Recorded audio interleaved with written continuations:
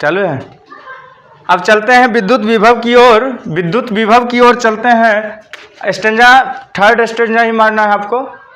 First में आपका क्या था, वो विद्युत धारा के बारे में जाने, दूसरे बात में जाने चालक और विद्युत रोधी के बारे में जाने। अब तीसरा जो हम डाल रहे हैं विद्युत विभव डाल रहे हैं। अब विद्युत विभव का इंग्लिश आप लोग को पता है क्या होता है, इलेक्ट्रिक पोटेंशियल। क्या है, इलेक्ट्रिक पोटेंशियल होता है। आप इस इलेक्ट्रिक पोटेंशियल को समझने के थ्रू हम दिखा रहे हैं। ये दो बिंदु दे रहे हैं, दिख रहा है, दिखा दो बिंदु। इसको मान लिया जाए रेखा खींच दीजिए, या ये धारा मतलब प्रवाहित करने के लिए इसको बना दीजिए। ठीक है, क्लियर है। अब इसमें क्या करना है, दोनों का कहीं न कहीं नाम देना पड़ेगा। क्या करना पड़ेगा, नाम देना पड़ेगा। मान लीजिए यहाँ क्या नाम देना चाहते हैं, हम शून्य दे देते हैं। क्या कर देते हैं, शून्य। इसको हिंदी में लिखिएगा शून्य, या ओ भी दे सकते हैं, कुछ भी दे सकते हैं ना। क्या दे सकते हैं, ओ भी दे सकते हैं। अब यहाँ का आवेश जो है क्यू देंगे। क्या देंगे, क्यू। क्यू कौन आवेश होता है जानते हैं, विलग आवेश होता है। क्या होता है, विलग आवेश होता है। विलग आवेश को आप लोग जानते होंगे, विद्युत रोधी के रूप में जानते हैं ना, आवेश। क्लियर है। और यहाँ स्मॉल क्यू देंगे। क्या देंगे, छोटा क्यू जिसको कहते हैं, उसका नाम क्या होता है, आवेश। इसका भी नाम क्या देंगे, आवेश देंगे। प्रतिकर्षण बल इसमें उत्पन्न होगा, इसके बारे में देखना है। इस बीच मिडिल में क्या करना है, हम धीरे धीरे चलेंगे, उसके बाद करेंगे। तो हम कहेंगे बिंदु ओ पर, इसको ओ ने शून्य ओ मान लीजिए, ठीक है। या बिंदु ओ पर क्या है, ओ पर रखा हुआ क्या है, क्यू। ओ पर रखा हुआ क्या है, क्यू विलग आवेश है। क्या है, विलग आवेश है। इसको क्या कहना है, विलग आवेश है। इस आवेश से बहुत अधिक दूरी, मतलब बहुत अधिक दूरी, मतलब यहाँ से बहुत अधिक दूरी है। फिगर में इतना दिख रहा है, लेकिन ये बहुत अधिक दूरी है। रिफ्लेक्स कर रहा है, देख रहे डॉट डॉट डॉट दिए ना, इसका मतलब ये अधिक दूरी है, मतलब अनंत दूरी पर क्यू है। क्यू, स्मॉल क्यू समान प्रकार का एक अन्य आवेश है। ये अन्य आवेश है, अर्थात ये आवेश है। ये क्या है, आवेश है। ये क्यू क्या है, आवेश है। क्या है, क्यू भी एक आवेश है।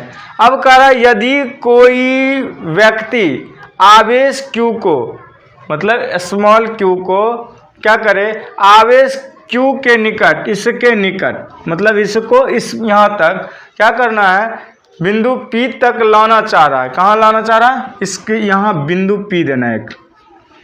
क्या देना है, बिंदु P तक लाना चाहे तो उसे Q द्वारा, Q पर मतलब कैपिटल Q द्वारा, और Q पर क्या होगा, जब बल लगाएगा, लगे प्रतिकर्षण बल के विपरीत दिशा में समान परिमाण का बल लगाकर कुछ कार्य करना पड़ेगा। अब मैं बताता हूँ। यहाँ एक व्यक्ति खड़ा है, मैन, क्लियर।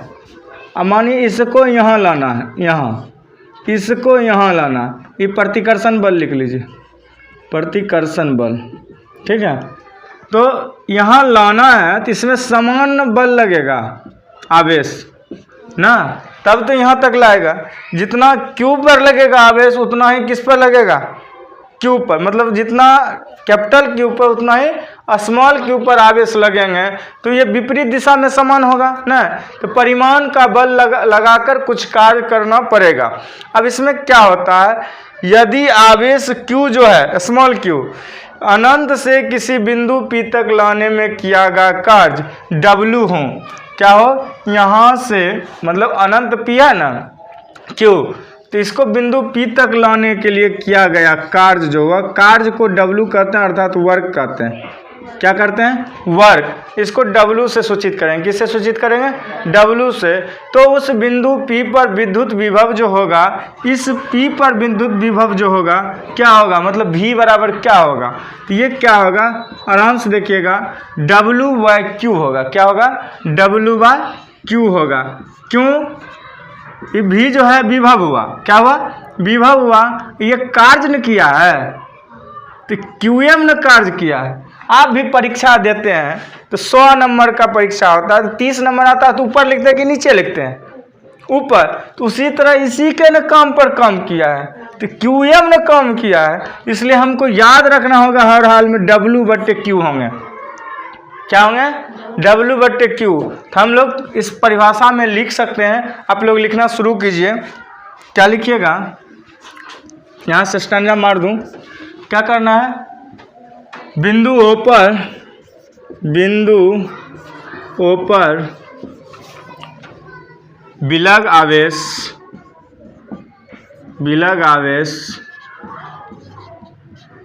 Capital Q। क्या कहेंगे? विलग आवेश कैपिटल Q है। क्या कहेंगे? कैपिटल Q है। और अन्य आवेश कौन है? Small q। अन्य आवेश Q है, स्मॉल q है। और बिंदु P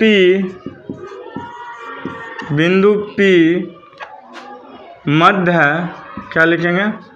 मध्य है। ये शक्ति की बात हो रही है, P मतलब पावर भी हो सकता है, इसे यहाँ नहीं भी लिखेंगे तो कोई दिक्कत नहीं है। और ये Q जो है कैपिटल Q से स्मॉल q अनंत पर स्थित है। अनंत पर स्थित है। अगर किसी व्यक्ति के द्वारा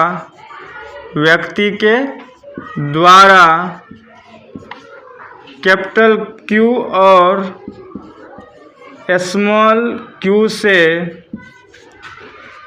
P तक लाने में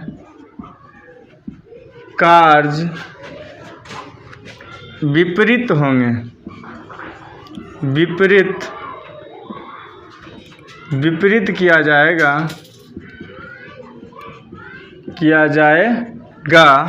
अब इस आधार पर लिखेंगे। क्या लिखेंगे? तो बल जो लगाया है, विपरीत लगाया है परिमाण, तो हम लिखेंगे यदि आवेश Q स्मॉल q, ये मेन पॉइंट हो गया। यदि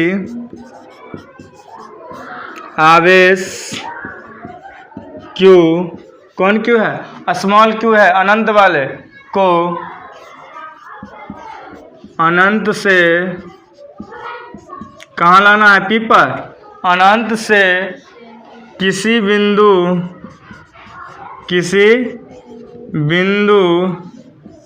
कौन बिंदु था? P दिए थे। P तक लाने में किया गया कार्य मतलब वर्क, ठीक है।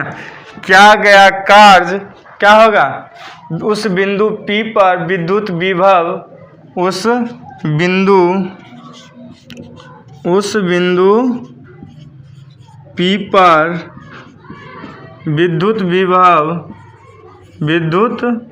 विभव अर्थात V बराबर क्या होंगे? W/Q। क्लियर? अब आपका यहाँ तक समझ में आ रहा है। इसमें अब और कुछ लिखना है तो लिखिएगा। अनंत पर विद्युत विभव शून्य माना जाता है। स्टार देख लिख लीजिए आप लोग। अनंत पर विद्युत विभव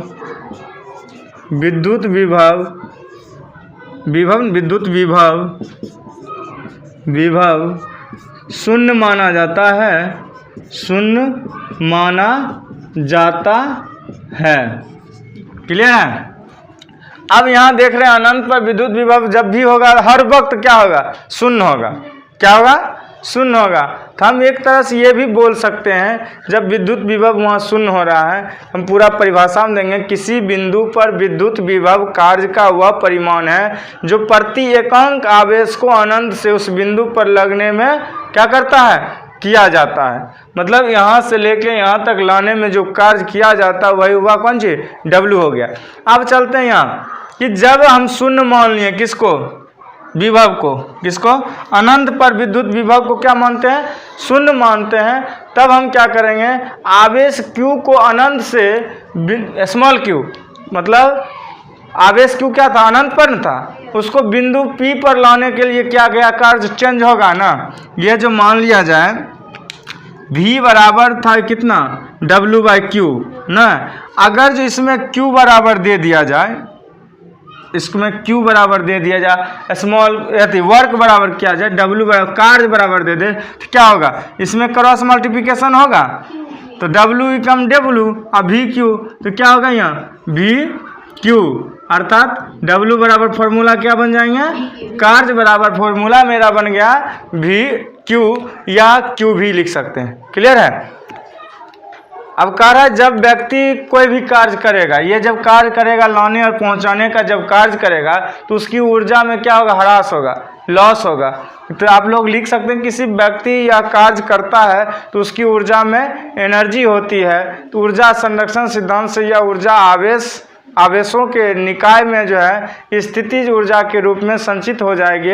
इसे हम विद्युत स्थितिज ऊर्जा कहेंगे। आप क्वेश्चन लिख सकते हैं विद्युत स्थितिज ऊर्जा किसे कहते हैं, विद्युत स्थितिज ऊर्जा किसे कहते हैं, विद्युत स्थितिज ऊर्जा किसे कहते हैं, स्थितिज ऊर्जा किसे कहते हैं।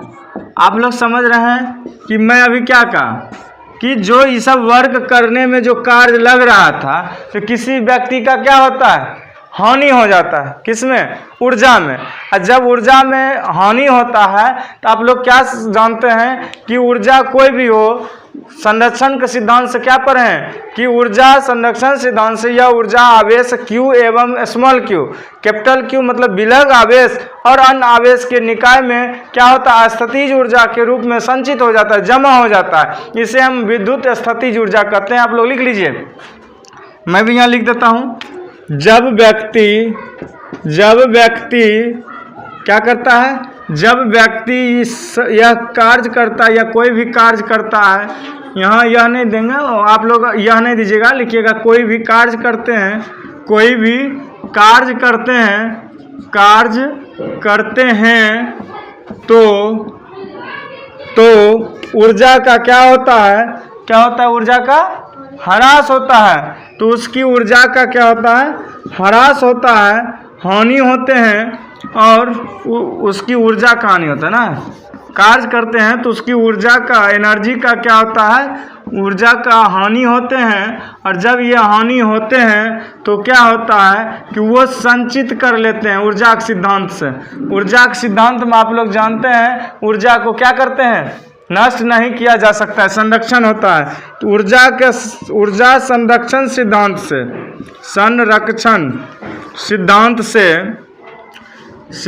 से ऊर्जा का क्या कहते हैं, ना तो हानि होता है ना नष्ट होता है। तो ऊर्जा संरक्षण सिद्धांत से यह ऊर्जा संचित हो जाता है।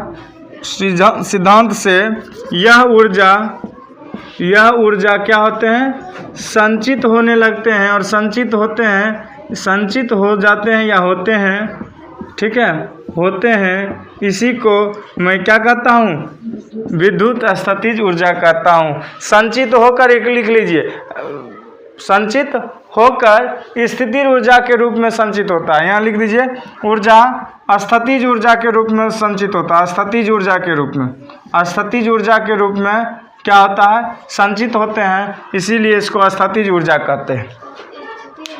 वही स्थितिज ऊर्जा है। अरे स्थिति से हर्षिकार दो या नहीं दो तो भी चलेगा, कोई दिक्कत नहीं है। और कहीं दिए स्थितिज ऊर्जा, ठीक है। अतः अब आवेश Q के अनंत से बिंदु P तक लाया जाता है तो निकाय की विद्युत स्थितिज ऊर्जा की वृद्धि क्या होता है, U बराबर QV हो जाएगा। क्या होगा, U बराबर QV हो जाएगा संरक्षण सिद्धांत के। अब जब कार्य होगा ना तब ये U आ जाएंगे और इसको क्या कहेंगे, U बराबर QV इस प्रकार से कहेंगे। यहाँ भी मैं पिछले बार लिखा था W बराबर क्या लिखा था, QV इस तरह से देना था, और यहाँ भी U बराबर क्या दिए, QV दे दिए। क्या दे दिए, QV दे दिए। क्या दे दिए, क्यू भी दे दिए। अब देखिए फर्स्ट में ये निकाले V बराबर क्या, W/Q। अब दूसरा में क्या लिखे, W बराबर क्यू भी। अब U बराबर क्या माने हैं, क्यू भी। ये कौन ऊर्जा में आ गया, स्थितिज ऊर्जा का फॉर्मूला क्या हो गया, U बराबर क्यू भी। इसका नाम विद्युत विभव का एसआई मात्रक क्या होता है, विद्युत विभव का एसआई मात्रक आप लोग को पता होगा, इसे भी आप पता किए होंगे। तो विद्युत विभव का एसआई मात्रक क्या होता है, जूल बटे कूलम होता है। क्या होता है, जूल बटे कूलम। अगर जो फॉर्मूला यहाँ से चलते हैं तो कार्य का एसआई मात्रक बटे आवेश का एसआई मात्रक। आप क्या लिख सकते हैं, विद्युत विभव का मात्रक बराबर विद्युत विभव का एसआई मात्रक, विद्युत विभव का एसआई मात्रक बराबर क्या बोला मैंने, नहीं, कार्य का एसआई मात्रक बट्टे आवेश का एसआई मात्रक। कार्य का एसआई मात्रक यूनिट इसको कहते हैं, ठीक, मात्रक। अब बट्टे किसका बोले, कूलम का एसआई मात्रक। क्या कहेंगे, कूलम का एसआई मात्रक। और जब कूलम कार्य का एसआई मात्रक क्या होता है पता है, किसमें, और तो आवेश, हाँ आवेश एक होगा, आवेश का एसआई मात्रक, ठीक है। आवेश का एसआई, कार्य का एसआई मात्रक आपको क्या पता है, जूल, और आवेश का एसआई मात्रक कूलम। तो आपको क्या हुआ, जी कूलम और जूल। तो हमें एसआई विद्युत का विभव का एसआई मात्रक क्या हुआ, जूल बटे कूलम। अगर जो कोई कहेगा कि जूल प्रति कूलम को वोल्ट कहा जाता है, जूल प्रति कूलम को क्या कहा जाता है, 1 वोल्ट। अगर जो हम बात करें किसका, अगर जो दोनों G बट्टे C है और दोनों एक का ही रहेगा तो ये क्या हो जाएगा, वोल्ट आ जाएगा। क्या हो जाएगा, वोल्ट में आ जाएगा। अर्थात प्रति कूलम इसको कर सकते हैं, ऐसे भी देते हैं आप लोग, प्रति कूलम, जूल बटे प्रति कूलम। जूल प्रति कूलम को अगर जो आप इसे एक जूल एक कूलम रहेगा, इसको क्या कहेंगे, वोल्ट। अब V बराबर भी ये हो सकता है ना, कूलम, या जी प्रति कूलम, मतलब जूल प्रति कूलम ना। तो आप लोग क्या कर सकते हैं, इस तरह से भी लिख सकते हैं। अगर जो एगो है विद्युत विभव के एसआई मात्रक, छोड़ दें इतने बड़े, अच्छा रह काट देवे। अतः विद्युत विभव के एसआई मात्रक वोल्ट की परिभाषा दूसरे भाषा में इसको वोल्ट कहे ना, क्या कर दिए, वोल्ट कह दिए। तो वोल्ट बराबर भी ये हो गया, लेकिन वोल्ट किसे कहते हैं ये क्वेश्चन लिख लो जल्दी। तो कह रहा है एक कूलम मतलब 1C, एक कूलम 1C जिसको कहते हैं, धन आवेश अनंत से किसी बिंदु पर लाने में 1 जूल यहाँ से लेके यहाँ तक लाने में 1 जूल कार्य संपन्न होता है। वर्क कितना होता है, W क्या होता है, संपन्न होता है कितना, 1 जूल वर्क लगता है। और हम लोग जानते हैं उस बिंदु पर विद्युत विभव 1 वोल्ट कहलाएगा। इस बिंदु पर विभव क्या कहलाएगा, 1 वोल्ट कहलाएगा, अर्थात 1 वोल्ट कहलाएगा, इसी को वोल्ट कहते हैं। क्लियर है।